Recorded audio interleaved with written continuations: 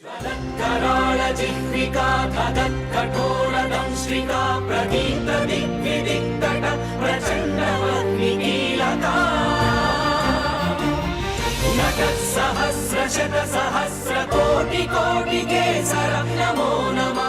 देव सवितास्माकं धियो धर्मादिगोचराः प्रेरयेत् तस्यद्भर्गः तद्वरेण्यमुपास्महे। श्रीगुरुभ्यो नमः। श्रीमात्रे नमः। ఈటీవీ లైఫ్ తమసోమా జ్యోతిర్గమయ, చీకటి నుంచి వెలుక్కు ప్రయాణం చేసేటటువంటి, అజ్ఞానం నుంచి జ్ఞానం వైపుకు ఆలోచింపజేసేటటువంటి ఈ పురాణ రహస్యాల కార్యక్రమానికి అందరికీ కూడా స్వాగతం.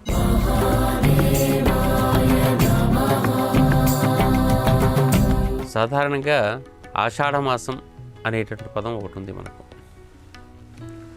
పూర్వాషాఢ ఉత్తరాషాఢ నక్షత్రాలు పౌర్ణమి నాడు కనుక వచ్చేటట్టయితే అక్కడ ఆషాఢ అనే శబ్దం ఉంది కాబట్టి పౌర్ణమి నాడు ఉండేటటువంటి నక్షత్రాల ఆధారంగా ఆ మాసానికి పేరు పెట్టడం చాంద్రమాన సంప్రదాయం. ఆ చాంద్రమానం, ఆ చాంద్ర సంబంధమైన కొలతలకు సంబంధించిన మానం లోపల మనము ఆషాఢ మాసం, పూర్వాషాఢ ఉత్తరాషాఢ నక్షత్రాలు పౌర్ణమి నాడు కనిపించేటటువంటి విశేషం. ఈ ఆషాఢ మాసము మనకు చాలా విశేషమైన మాసంగా ఉంటుంది. కొన్ని అంశాల లోపల దానికి ఏదో పరిమితులు, నియమాలు, బద్ధత ఇవన్నీ కూడా ఏర్పడతాయి. కొన్ని అంశాలు కొత్తగా నేర్చుకోవలసినవి కూడా ఉంటాయి. ఆషాఢ మాసంలో విశేషాలు ఏమిటి అనే విషయం ప్రత్యేకంగా గమనించడం మొదలుపెట్టేటట్టయితే, స్త్రీలకు సంబంధించినటువంటి ఒకానొక ప్రత్యేకమైన అంశము, నూతనంగా వివాహమైనటువంటి వారికి ఆషాఢ మాసం లోపల భర్త భార్యల యొక్క సంగమాలు దూరంగా ఉంచాలి అనేటటువంటి భావనతోని మన పూర్వీకులు అత్త కోడలు ఒక దగ్గర ఉండకూడదు, మామ అల్లుడు ఒక దగ్గర ఉండకూడదు అనేటటువంటి మాటల ద్వారా వారిద్దరిని దూరంగా ఉంచే ప్రయత్నం చేశారు. దానికి సంబంధించిన గాథ ఏమిటో మనం తెలుసుకోవాల్సిన అవసరం ఉంటుంది. అదేవిధంగా ఆషాఢ మాసం లోపల ముఖ్యమైనటువంటి దాంట్లో తొలి ఏకాదశి అనే పేరుతో ఒకటి ప్రత్యేకంగా మనం పూజ చేస్తూ ఉంటాం. వ్యాస పూర్ణిమ అనే పేరుతో పౌర్ణమి నాడు పూజలు ప్రత్యేకంగా ఉంటాయి. తెలంగాణ ప్రాంతం లోపల బోనాలు అనేటటువంటి ప్రత్యేకంగా ఉన్నాయి. చాలా పెద్దదైనటువంటి జాతరలు చేస్తూ ఉంటారు. దాంతోపాటు చాతుర్మాస్య దీక్షలు అనే పదం కూడా వాడుతూ ఉంటుంటాం. వీటన్నిటి వెనుక ఉండేటటువంటి వ్యవహారము ఏంటి, అసలు దీని వెనుక ఉండే విధానం ఏమిటి అనేది గమనించడం మొదలుపెట్టాలి. ముందుగా తొలి ఏకాదశి అనే పదం విందాం. ఆకాశంలో ఉండేటటువంటి నక్షత్రాల వరుస మనకోటి ఉంది. ఆ నక్షత్రాల వరుసలో అశ్విని, భరణి, కృతిక, రోహిణి, మృగశిర, ఆరుద్ర, పునర్వసు, పుష్యమి, ఆశ్లేష, మఖ, పుబ్బ, ఉత్తర, హస్త, చిత్త వరకు ఉండేటటువంటి నక్షత్రాలకు వేరు వేరు రకాల కథలు ఉన్నప్పటికీ కూడా లోకం లోపల ఆకాశాన్ని బాగా గమనించి పూర్వకాలం నుంచి నక్షత్ర రూప విష్ణువును చూసింది స్వాతి నుంచి శ్రవణం వరకు ఉండే నక్షత్రాలు. అసలు శ్రవణం విష్ణు నక్షత్రంగా మనవాడు మొదటి నుంచి చెప్తూ ఉంటుంటారు. స్వాతి నుంచి శ్రవణానికి ఉండేటటువంటి స్వాతి, విశాఖ, అనురాధ, జ్యేష్ఠ, మూల, పూర్వాషాఢ, ఉత్తరాషాఢ, శ్రవణం, ఇన్ని నక్షత్రాల సమూహం అంతటినీ కలిపి విష్ణు పదం అనే పదంతో పిలుస్తూ ఉంటారు. ఈ విష్ణు పదానికి సంబంధించిన దాంట్లోనే స్వాతి వాయు నక్షత్రంగాను, శ్రవణం విష్ణు నక్షత్రంగాను చెప్పడం సంకేతంగా ఉంటుంది. కింతద్విష్ణోర్బల మాహు కాదీప్తి కిం పరాయణం అని చెప్పేసి మంత్రపుష్పం లోపల లేదా నారాయణ సూక్తంలో మన వాళ్ళు చెప్తూ ఉంటుంటారు. విష్ణువుకు బలం ఏమిటి అనే పదంతో ఈ బలం ఏమిటి అంటున్నప్పుడు ఆయన దీప్తి ఏమిటి, ఎక్కడికి ఆయన ప్రయాణం అంటుంటే వాతాద్విష్ణోర్బలమాహు అనే పదం వాడతారు. మనకు అవసరమైంది ఇంతవరకు కాబట్టి ఇది తీసుకుందాం. అక్షరా ఆ దీప్తి రుచ్చదే అనుకుంటూ మళ్ళీ తర్వాత విషయాలన్నీ ఉంటాయి. వాత అనేటటువంటిది వాయువు అనుకునేటట్టయితే ఆ మూలతత్వం లోపల వాయువు అనేటటువంటిది విష్ణువుకు అనుబంధంగా ఉంటుంది. ధర్మాన్ని నిలబెట్టడానికి విష్ణువుకు అనుబంధమవుతున్నది ఆ వాతము, వాయువు అనేటటువంటిది. స్వాతి నక్షత్రం వాయువు సంబంధం. రామాయణార్థంలో వాయువు యొక్క కుమారుడు హనుమంతుడు. విష్ణువు సంబంధించిన రాముడికి సపోర్టర్గా నిలబడ్డటువంటి వాడు వాయుసుతుడైనటువంటి హనుమంతుడే. భారతార్థంలో స్వాతికి కుమారుడైనటువంటి వాడు భీముడు, వాయుకుమారుడే భీముడు కూడా. దుష్ట శిక్షణ శిష్టరక్షణ లోపల మిగిలిన వాళ్ళందరూ కూడా ముఖ్యమైన వాళ్ళని చంపారేమో కానీ మొత్తం ఎక్కడికక్కడ పరిపూర్ణంగా అందరినీ తీసిపారేసింది భీముడు మాత్రమే. అందుకని ఎప్పుడైనా కానీ భగవంతునికి ఒక తోడు కావాలి అనుకుంటున్నప్పుడు వాతము అనేటటువంటి పదం వాడారు ఇక్కడ. వాత అంటే వాయువు. స్వాతి నుంచి శ్రవణం వరకు ఉండేటటువంటి పదాన్ని విష్ణు పదంగా భావన చేస్తారు. ఆ శ్రవణం పక్కనే ఉండేటటువంటి ఒకానొక మండలం ఈక్విలా అని ఉంటుంది, ఎక్విలా అనే పదంతో. అది గరుడ మండలంగా మన వాళ్ళు చెప్తూ ఉంటుంటారు. ఆ గరుడ మండలమే మనకు గరుడు వాహనంగా స్వీకరించడం జరిగిందని గతంలో మనం చెప్పుకున్నాం. ఈ స్వాతి శ్రవణ పదాన్ని విష్ణు పదము అనే పదంతో మన వాళ్ళు మంత్రాలు కూడా వైదికంలో కనపడుతుంటాయి. తద్విష్ణు పరమం పదగుం సదా పశ్యంతి సూరయ అనుకుంటూ ఉంటుంది. విష్ణోర్నుకం వీర్యాని ప్రవోచం యః పార్థివాని విమమేర జాగుంసి యో అస్కమాయదుత్తరకం సతస్తం చక్రమాణస్థేదోరుగాయో విష్ణోరరాటమసి విష్ణు పృష్ణమసి విష్ణు స్నిప్తే స్త్రో అనుకుంటూ మంత్రం అంతా చాలా విష్ణువుకు సంబంధించిన పదాన్ని వర్ణిస్తున్నటువంటి మంత్రాలు ఇవన్నీ కూడా. విష్ణు పదం అంటారు దీన్ని. విష్ణు ఒక్కడే కాదు, వ్యాపనం పొందిన పదం, అది కూడా చాలా పెద్దది అని అర్థం. ఇంత పెద్ద నక్షత్రాలు స్వాతి, విశాఖ, అనురాధ, జ్యేష్ఠ, మూల, పూర్వాషాఢ, ఉత్తరాషాఢ, శ్రవణం 8 నక్షత్రాల దూరం కలిగినటువంటిది ఈ విష్ణు పదం. ఈ విష్ణు పదము ఎప్పటికప్పుడు మన వాళ్ళు గమనిస్తూ వచ్చారు. ఇది ఒక ప్రత్యేకమైన ధోరణిలో ఉంటుంది. ఈ ప్రత్యేకమైన ధోరణిలో ఉంటున్నటువంటి ఈ విష్ణు పదాన్ని మనం జాగ్రత్తగా కనుక గమనించేటట్టయితే అది కొంత ఈ ఆషాఢ మాసానికి వచ్చే సందర్భానికి అది పక్కకు ఒత్తిగిలినట్టే కనపడకుండా పోతుంది. విష్ణు పదము లోపల ఉండేటటువంటి నక్షత్రాలు ఆకాశంలో కనపడకుండా పోతాయి. ఆ కనపడకుండా పోయేటటువంటి నక్షత్రాలన్నీ కూడా ఎక్కడికి వెళ్తాయో 3-4 నెలల పాటు దొరకవు మనకు. ఆయనకు అనేక రకాల ఏకాదశుల పేర్లు ఉంటాయి. ఆ ఏకాదశులన్నీ ఒకసారి గుర్తు చేసుకోవాలి మనకు. పరివర్తన ఏకాదశి, భగవద్గీత ఏకాదశి, మోహిని ఏకాదశి, ఆ తర్వాత శయన ఏకాదశి, తర్వాత ఉత్థాన ఏకాదశి. ఇదంతా ఎవరికి సంబంధించినవి? అన్ని విష్ణు సంబంధమైనవే. అందుకనే ఏకాదశి చాలా విశేషమైనటువంటి పర్వదినంగా వైష్ణవులు భావన చేస్తూ ఉంటుంటారు. అందుకనే ఏకాదశిలో ఉపవాసాలు, వ్రతాదులు అవన్నీ కూడా చేసే సంప్రదాయం అదే. రాత్రి సమయం లోపల ఆకాశాన్ని గమనించేటట్టయితే నక్షత్రాలు అన్ని సమయాల్లో కనిపించవు మనకు. కొన్ని నక్షత్రాలు ఈవెన్ మనకు ధ్రువుని పక్కనే ఉండేటటువంటి ధ్రువ నక్షత్రం 365 రోజులు కనిపిస్తూ ఉంటుంది. ధ్రువ నక్షత్రం పక్కనే ఉండేటటువంటి సప్తర్షి మండలం కూడా కొంతకాలం 2 నెలలు 3 నెలలు కనిపించకుండా పోయి మళ్ళీ అది ఉచ్చరించబడుతూ ఉంటుంది. బయటికి కనిపించే సమయం ఎప్పుడంటే భాద్రపద మాసం లోపల ఋషి పంచమి అన్ననాడు మొదటి 2 నక్షత్రాలు కనపడతాయి. అదేవిధంగా ఈ స్వాతి నుంచి శ్రవణం వరకు ఉండేటటువంటివి ఈ కనపడకుండా పక్కకు తిరిగినట్టుగా కనిపించేటంటే భూమి తిరిగే విధానాన్ని బట్టి వస్తుందండి. అవి ఏం మారవు. అవి ఇక్కడ భూమి సూర్యుని చుట్టూ తిరుగుతూ ఉంటున్న సందర్భంలో ఆకాశంలో నక్షత్రాలు మనకు కనిపించే విధానం ఇది. అంతవరకే. నక్షత్రాల విధానంలో అక్కడేం మార్పు ఉండదు. నక్షత్రం ఎప్పటికీ శాశ్వతంగా అట్లా ఉంటుంది. అది చాలా దూరాల్లో ఉంటాయి. మామూలు దూరాలు కాదు, కొన్ని కోట్ల కాంతిక సంవత్సరాల దూరాల్లో కనిపించే నక్షత్రాలు అవన్నీ కూడా. వాటివి అక్కడ ఎన్నో మార్పులు జరిగినప్పుడు కూడా మన దగ్గర కనిపించడంలో ఏం మార్పు జరగదు. కాబట్టి వాటిని అదే ఒక మైలురాళ్ళలాగా మనం తీసుకుంటాం. మనం తిరుగుతున్న సందర్భంలో ఏమవుతుందంటే ఈ భూమి మీద బాగా వర్షాలు పడేటటువంటి ఒకానొక సమయం లోపల ఆయన కాస్త ఇట్లు తిరిగి పడుకుంటున్నట్టుగా, ఆ నక్షత్రాలు పడుకున్నట్టుగా ఉండి కనపడకుండా పోతున్నాయి.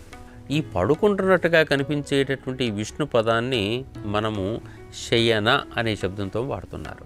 విష్ణువు కనపడకుండా పోతున్నాడు, లేదా పడుకున్నాడు కాసేపు, ఆయన నిద్రిస్తున్నాడు. ఆ నిద్ర 4 మాసాల తర్వాత మెలుకుంటాడు. మధ్యలో ఒకసారి పక్కకి ఇట్లా ఒత్తిగిలినట్టుగా నక్షత్రాలు కనపడతాయట. అవి పరివర్తన ఏకాదశి అంటారు. కొంచెం ఇటు ఉన్నవాడు అటు తిరిగి పడుకున్నట్టుగా కనపడుతుంటాయి. అది కనిపించేది ఎట్లా కనపడుతుంది? మన భూమిచే కనపడుతుంటుంది. దీన్ని పరివర్తన ఏకాదశి అంటారు. అంటే ఉన్న స్థాయి నుంచి కొంచెం మార్పు కనపడుతుంది అని. శయన ఏకాదశి, పరివర్తన ఏకాదశి తర్వాత ఆషాఢం, శ్రావణం, భాద్రపదం, ఆశ్వీజం, కార్తీకం. ఆషాఢ మాసం లోపల నుంచి కార్తీక మాసానికి వచ్చేసరికి మధ్యలో ఉండే 4 మాసాలు పరిపూర్ణం అయిన తర్వాత కార్తీక మాసంలో మనకు ఉత్థాన ఏకాదశి అని వస్తుంది. అంటే వాళ్ళు లేస్తాడు ఆయన, కళ్ళు తెరిచి చూస్తూ ఉంటాడు. ఈ 4 నెలల పాటు జరిగేది ఏమిటి ఈ భూమి మీద అంటే వర్షాలు బాగా పడతాయి. విపరీతమైన వర్షాలతోని ఎవరు ఎక్కడికి కదలటానికి కూడా ఉండదు. ఇప్పుడంటే అనేక రకాల రోడ్డు మార్గాలు, రైలు మార్గాలు, వ్యవహార మార్గాలు అన్నీ వచ్చినా ఒకానొక రోజుల లోపల వర్షాకాలం అనేటటువంటిది వ్యాపార, రాజకీయ లేదా యుద్ధ సంబంధమైన వాటికి సెలవు దినాలు. ఎక్కడికి ఎవరు కదలటానికి లేదు, అందరూ ఒకే చోట ఉండాలి, ఎవరి ఇళ్లలో వాళ్ళు గడపాలి. గడిపిన సందర్భాల్లో కూడా ఇళ్లలో ఉంటున్నారు కదా అని పిచ్చి వేషాలు వేయడానికి లేదు కాబట్టి ఇటువంటి వ్రతాలు మా ఇష్టం వచ్చినట్టు ఉంటామని. కానీ మరొకటి ఏమవుతుంది, ఇదే సందర్భంలో రోగక్రిములు కూడా బాగా బయటకు వస్తాయి. వర్షం వచ్చింది కదా, భూమి అంతా కూడా ఒక్కసారి ఈ లోపల దాచుకున్నటువంటి బీజాలు ఏ విధంగానైతే బయటకు వస్తాయో అట్లాగే రోగాలు కూడా బయటకు వస్తాయి. కాబట్టి చాలా జాగ్రత్తగా జీవితం గడపాలి. అటువంటి జీవితం గడపాలి కాబట్టి ఆ సందర్భం లోపల దీక్షలు ఉండాలి. లోకం లోపల అందరూ చాతుర్మాస్య దీక్షల్లో ఉండాల్సిన సమయమే. కానీ మనమే ఏదో అది యతుల కోసం మాత్రమే అని చెప్పేసి అని అనుకుంటాం. కాదు, ఏకభుక్తం భూషయనంతో ప్రతిరోజు దైవస్మరణ చేసుకుంటూ ప్రశాంతంగా కాలం గడుపుకుంటూ వాతావరణానికి అనుకూలంగా నమస్కారం చేసుకుంటూ రోజు గడుపుకుంటూ పుణ్య బలాన్ని పెంచుకోవలసిన సమయము అని అర్థం. అందుకని చాతుర్మాస్య దీక్ష అని ఈ 4 మాసాలు కూడా ఒక దీక్షలో ఉండాలి అని చెప్పేసి చెప్పబడుతుంది. ఎందుకు దీక్షలో ఉండాలి కదలకుండా అంటే ఇంటి దగ్గరే ఉండాలి. మరి యతులకు ఏమైందయ్యా అంటే వాళ్ళు యతులనేవాళ్ళు ధర్మాన్ని ప్రచారం చేస్తూ వెళ్ళేటువంటి వాళ్ళు. ఆ సందర్భంలో ఎప్పుడు ఏ ఊరికైతే వచ్చున్నారో ఆ 4 మాసాలు అక్కడ ఉండిపోవటమే. ఎందుకంటే బయటికి పోతే ఏ నది పొంగుతుందో, ఏ వాగు ఎట్లా ఉంటుందో, ఎక్కడ కొట్టుకుని పోతామో తెలియదు. కాబట్టి ఆ ఊరిలో ఆ 4 మాసాల పాటు బస చేసి అక్కడే ప్రశాంతంగా ఉంటూ అక్కడే ధర్మబోధనలు చేసుకుంటూ ఆ తర్వాత 4 మాసాల తర్వాత ఆరు కూడా బయలుదేరి మళ్ళీ ధర్మ ప్రచారం కోసం లోకానికి వెళ్ళాలి అనేటటువంటి సూత్రం ప్రకారంగా చాతుర్మాస దీక్షలు అని.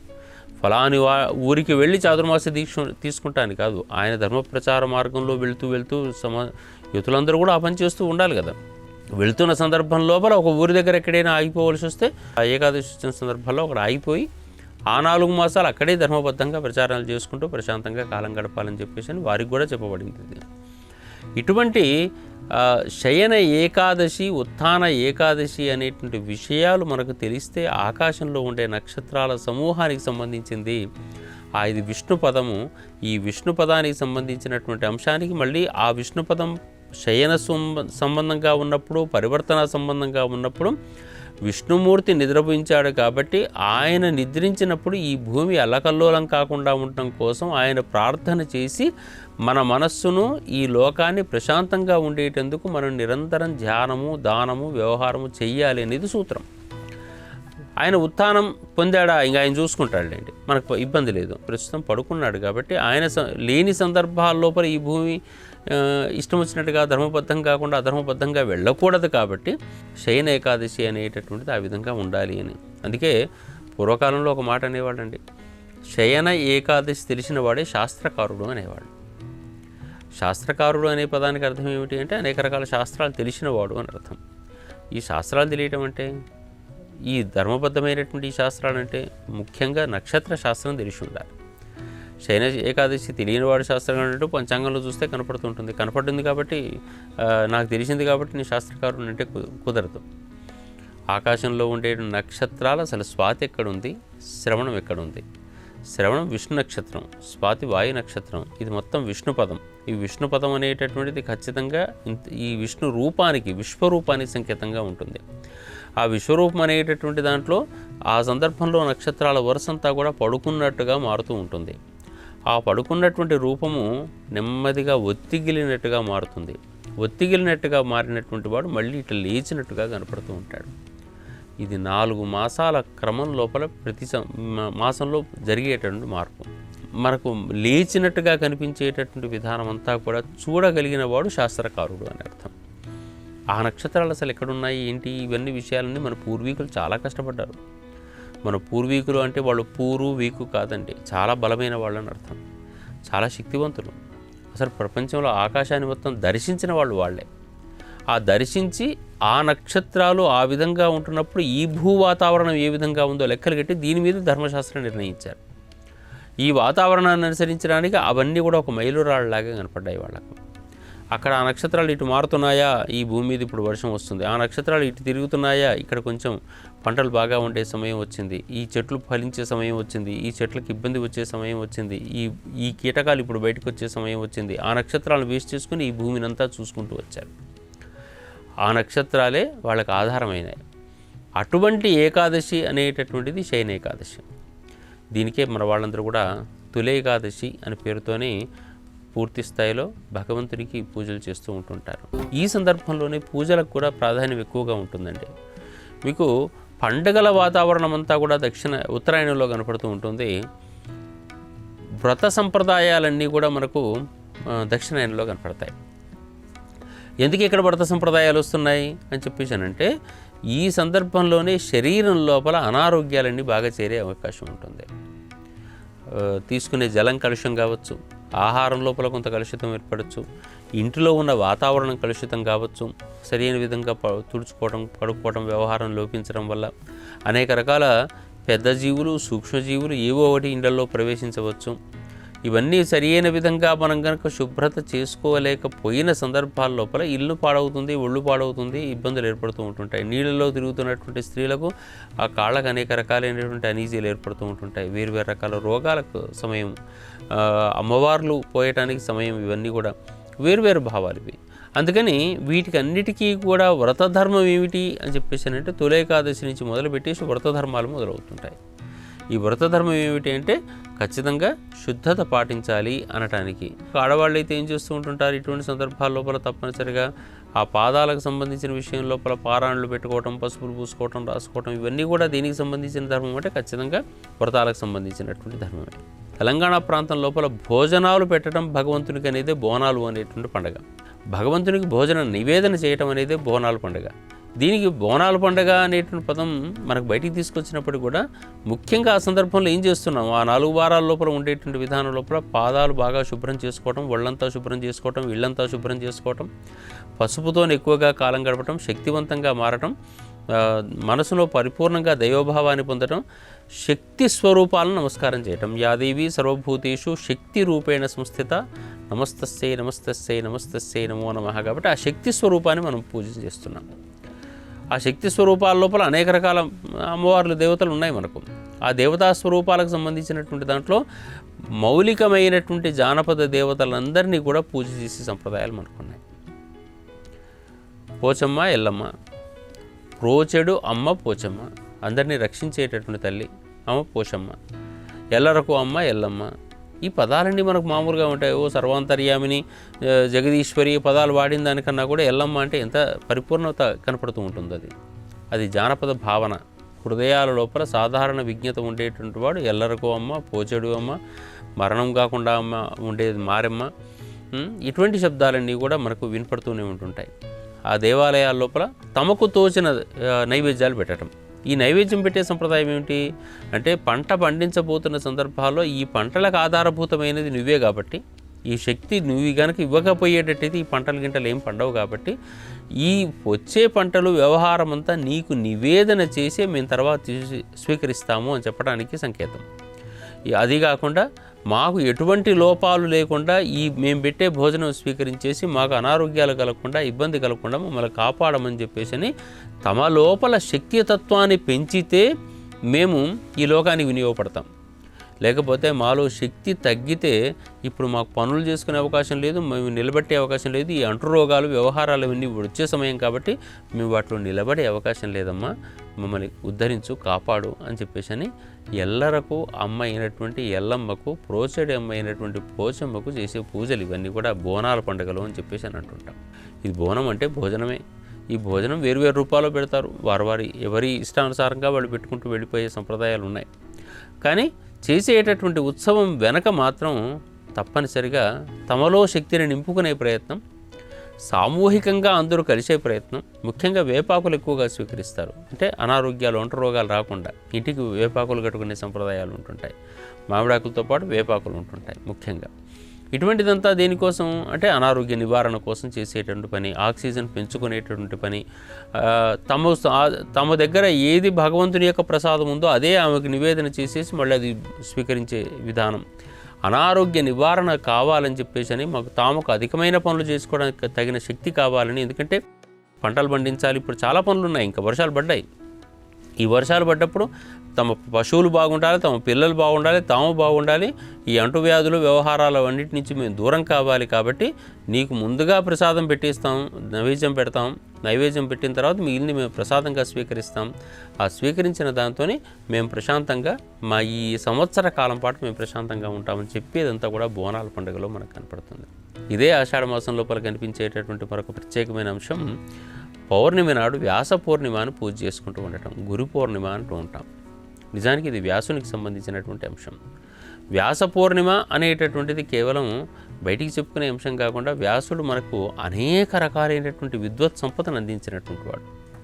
అనేక మంది గురువులు ఉన్నారు మనకు. శంకరాచార్యుల వారు గురువు, కృష్ణం వందే జగద్గురు అంటాం. ఇంతమంది గురువులు ఉన్నప్పటికీ కూడా మనకు అయినటువంటి అసలు గురువు ఎవరు అంటే భారత భాగవతాదులు, 18 పురాణాలు, వేదాల విభజన చేసినటువంటి వాడు, బ్రహ్మసూత్రాలు రాసినటువంటి వాడు ఎవరయ్యా అంటే వ్యాసుడు. అప్పటి అటువంటి వ్యాసుడు మనకి ఇచ్చినటువంటి ధర్మం ఏమిటి అంటే అన్నీ రాసిన తర్వాత ఆయన దగ్గర పోయి ఎవరు అడిగట, ఇన్ని రాసావు కదా స్వామి, నువ్వు ప్రశాంతంగా ఉన్నావో లేదో తెలియదు, కానీ దీన్ని బట్టి నీకు చెప్పే మాట ఏంటి అన్నట్ట. అంటే పరోపకార పుణ్యాయ పాపాయ పరపీడనం అన్నట్ట. ఇతరులు ఇబ్బంది పెట్టకండి, అది పాపం వస్తుంది. ఇతరులకు ఉపకారం చేయండి, అది పుణ్యం వస్తుంది అని చెప్పాట. అంటే సర్వధర్మాల యొక్క సారం ఒకటే మాట, పరపీడన పనికిరాదు, పరోపకారం పుణ్యం. పరహితము చేయునవ్వడు పరమహితుండగును భూత పంచకమునకు పోతని రాస్తాడు. కాబట్టి ఇతరులకు ఉపకరించే ధర్మాన్ని ధర్మం అని చెప్పి అనేక రకాలైనటువంటి కథల ద్వారా భారతంలోనూ, వేద విశ్లేషణలు చేయడం ద్వారా సైన్స్ ప్రకారంగాను, 18 పురాణాల్లో వేరువేరు రకాలైన ధర్మాలు తెలియజేసినటువంటి వాడు. అన్నిటికన్నా ఈ సృష్టి సూత్రాలు, ఆ సూత్రాలన్నిటికీ కూడా సరైన విధంగా సూత్రీకరణ పద్ధతి లోపల లోకానికి అందించినటువంటి వాడు వ్యాసుడు. కాబట్టి అటువంటి వ్యాసుణ్ణి స్మరించేటటువంటి రోజు, పరమ గురువు అయినటువంటి వాడు, మనకు తాతలకు తాత, మనకు జ్ఞానానికి విధాత. అటువంటి విధాతను మనం ఒకసారి స్మరించేటటువంటి విధానమే ఈ గురు పూర్ణిమ అని చెప్పేసి. ఆ భావన ఈ లోకంలో తగ్గిపోతూ వస్తున్న ఈ కాలక్రమం లోపల ఏం గురువు అనే పరిస్థితి కిందికి వచ్చింది. అది కాదు గురువు భావన. గురువుకి ఎప్పుడూ కింది వాళ్ళు శిష్యులు అని చెప్పేసి అనరు, కానీ శిష్యులే గురువుగా భావించాల్సిన సందర్భం వస్తూ ఉంటుంది. అటువంటి పరమ గురువు అయినటువంటి ఆ వ్యాసునికి కూడా మనం అందరం కూడా గురుదేవోభవ అని చెప్పేసి నమస్కరిస్తూ అందరూ ఆ మార్గంలో వెళ్ళాలని చెప్పేసి కోరుకుంటూ స్వస్తి, సెలవు. ఈ కార్యక్రమాన్ని తిరిగి చూడాలనుకుంటే www.youtube.com/@ETV Life Spiritual లో చూడవచ్చు.